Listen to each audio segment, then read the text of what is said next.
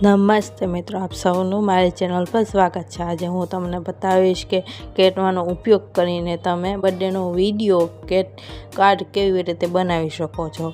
તો ચાલો શરૂ કરીએ। કેનવા ખોલીને તમે સર્ચ બારમાં જઈને તમે સર્ચ કરી શકો છો બર્થડે। તમને ઘણા બધા કાર્ડ કે ટેમ્પલેટ આવી જશે તમારી સામે। આમાંથી તમે કોઈ પણ પસંદ કરી શકો છો કાર્ડ કે વિડીયો। તમારે વિડીયો પસંદ કરવો હોય તો તમે એમાં જઈને પણ ફોટો ઉમેરી શકો છો, અથવા તો તમારે કોઈ પણ કંઈક ટેક્સ્ટ લખવો હોય ને તો તમે લખી શકો। તમને આમાં દેખાડીશ કે તમે આમાં ફોટો કેમ ઉમેરી શકો, અથવા તો તમારે કોઈ ટેક્સ્ટ લખવો હોય તેમાં ઉમેરવું હોય કંઈ પણ લખેલું તો તમે કેમ લખી શકો તે હું તમને બતાવીશ। તો વિડીયો અંત સુધી જરૂરથી જોજો।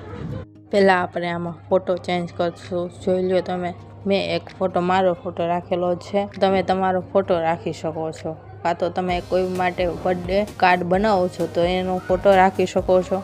આમાં તમે ટેક્સ્ટ લખી શકો છો। આ કાર્ડમાં લખેલું આવે પણ તમને ના ગમે તો તમે તમારી રીતના લખી શકો। કાર્ડ તૈયાર થઈ જાય એટલે તમે સરળતાથી ડાઉનલોડ કરી શકો છો। ડાઉનલોડ બટન પર ક્લિક કરીને અને સરળતાથી આ ડાઉનલોડ થઈ જાય છે।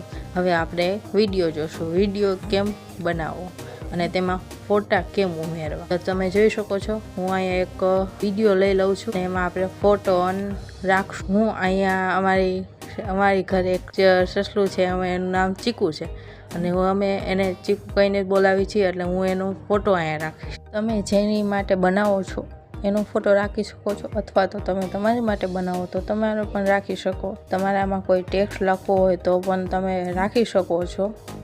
ફોટો બદલવા માટે તમારે એક નીચે ઓપ્શન આપેલું હશે, તેના પર ક્લિક કરીને તમે તમારા ગેલેરીમાં આવી જશો। તમે એમાંથી એક ફોટો સિલેક્ટ કરીને રાખી શકો। તમે ફોટાની સાઇઝ પણ નાની મોટી કરી શકો। તમે કાર્ડ કે વિડીયો કેનવા જેવા સરળ ટૂલનો ઉપયોગ કરીને કસ્ટમાઇઝ કરી શકો છો, કલર બદલી શકો છો અને તમે આ રીતે તમે બેસ્ટ કાર્ડ કે વિડીયો બનાવી શકો છો। પ્રક્રિયા ખૂબ જ સરળ છે અને કોઈ પણ સરળતાથી પોતાના ફોટાથી વિડીયો કે કાર્ડ બનાવી શકે। વિડીયો તૈયાર થયા બાદ તમે સરળતાથી ડાઉનલોડ કરી શકો છો। ડાઉનલોડના બટન પર ક્લિક કરી આવા જ કેનવાના નવા વિડીયો જોવા માટે અમારી ચેનલને સબસ્ક્રાઈબ કરો અને મળીએ એક નવા વિડીયો સાથે।